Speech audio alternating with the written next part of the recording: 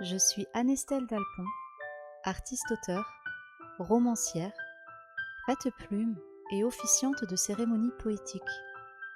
Je vois le monde en images et je danse avec les mots.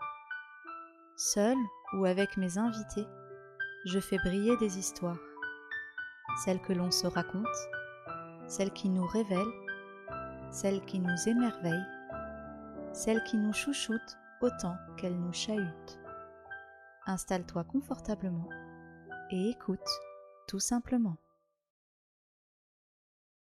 Je suis enceinte. Ou je veux l'être, je ne sais pas. Je me regarde dans le miroir, dans la lumière douce du soir, et je me caresse le ventre.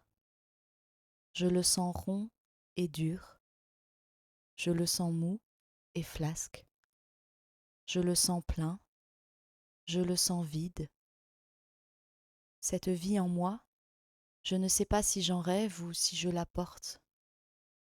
C'est confus. Je me sens jeune, je me sens vieille.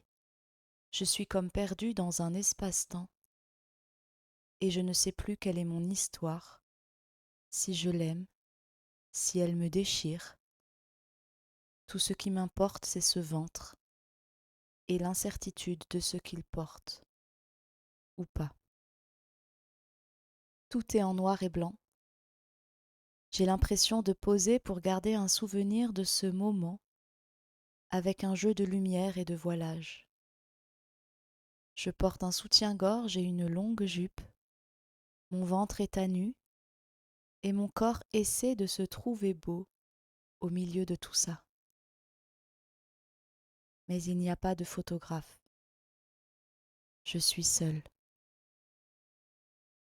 Ce qui ressemble à un moment doux se transforme en angoisse. Je ne peux pas quitter cet endroit. Et mon ventre continue de s'arrondir, de s'aplatir, d'être plein, d'être vide, d'être beau et lumineux, d'être rabougri et ridé. J'ai l'impression de porter la vie, d'avorter, d'être en deuil, d'être desséché et de ne jamais réussir à accueillir de bébé dans mes entrailles. Tout s'enchaîne, se mêle et se démêle, et je veux sortir de là. Je veux être dehors, je veux être en couleur, je veux tenir la main d'un bébé, qu'il soit le mien ou non. Je veux rire, je ne sais plus rire. J'essaye mais je pleure, je deviens folle, je suis bloquée là, entre la vie et la mort, entre la jeunesse et la vieillesse, entre les rêves et l'illusion, entre le passé et l'avenir. Je suis emprisonnée, j'étouffe entre ce que je veux et ce qui est, entre ce que je ne veux pas et ce qui n'est plus. Je m'arrache les cheveux, j'essaye de regarder dehors, mais tout me ramène à ce ventre, qui est le mien, mais qui semble appartenir à quelqu'un d'autre. C'est comme si je ne pouvais pas décider vraiment. Je suis dans le flou, c'est le fouillis, autant dans ma tête que dans mon corps et dans mes émotions. Je me frappe la tête, le torse, les hanches, pour stabiliser ce ventre qui passe d'un état à l'autre, mais il m'échappe, plein, vide, jeune, tendu, rabougri, flasque. Il ne m'obéit pas, il ne sait pas ce qu'il veut, je ne sais pas ce que je veux. Je ne sais pas ce que je veux. Je m'effondre au sol, je ressemble à une poupée de chiffon abandonnée. Je me suis abandonnée. Je me suis forcée, je me suis suradaptée. Je me suis oubliée. Je me suis vidée et remplie et vidée et remplie à l'infini, pressée, oppressée.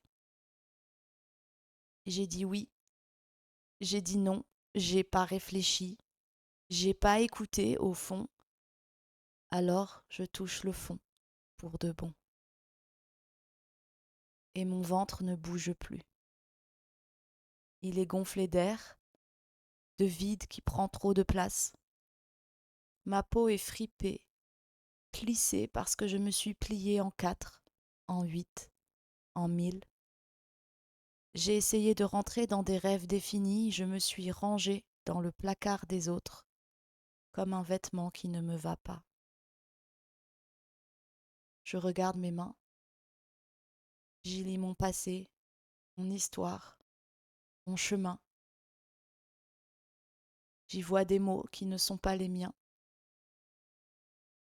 qu'on m'a prêtés, qu'on m'a donnés, qui m'ont chiffonné, qui m'ont raconté, qui m'ont figé. Je les attrape, ces mots, sur ma peau.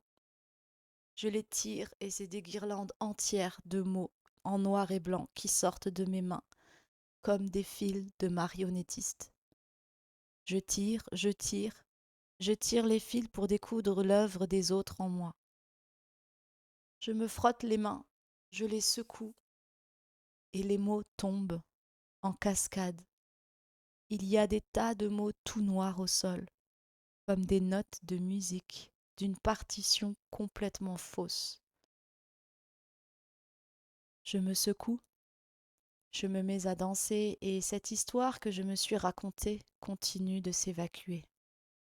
Je la libère, je me libère. Et au fur et à mesure que je tournoie dans cette pièce suspendue hors du temps et de l'espace, les mots qui continuent de tomber de mes mains prennent des couleurs. Cette fois, je me raconte vraiment. Cette fois, c'est moi. C'est mon histoire. La vraie, celle qui m'appartient, qui est faite de mes nuits et de mes aubes, de mes jours heureux et de mes larmes véridiques. Mon histoire est belle. Elle est acérée, piquante, m'a tranché les veines, plus d'une fois, mais les mots l'adoucissent, arrondissent ses formes et en fait des collines sur lesquelles je peux monter pour m'approcher des étoiles. J'ai compris. Désormais, je sais d'où je viens. Je sais qui je suis dans cette vie et je regarde mon ventre. Mon bassin ondule et mon nombril tangue sous les chaloupements de cette danse qui fait des vagues sur mes hanches. Mon ventre revit, rajeunit, s'assouplit, se détend. Mon ventre respire. Mon ventre jaillit de l'enfer. Infernus, cela signifie qui est en dessous. Mon ventre était en dessous. Mes entrailles étaient sous terre. Mais sous terre, c'est là que l'on plante les graines. Et mon ventre jaillit d'en dessous, découvre le ciel, le soleil, la lumière et le vent. La vie s'y déploie comme une pousse verte qui se déroule à l'air libre après l'éclosion. Il n'y a pas qu'un bébé dans mon ventre, il y en a plusieurs. Ils grandissent chacun à son rythme. Ils palpitent contre mon sein. Ils donnent des coups et se poussent parfois les uns les autres pour sortir en premier. Ces bébés sont des rêves devenus projets. Tous ces ovules de vie enfin fécondés. Je ne les cherchais plus. Ils se sont nichés là, presque à mon insu.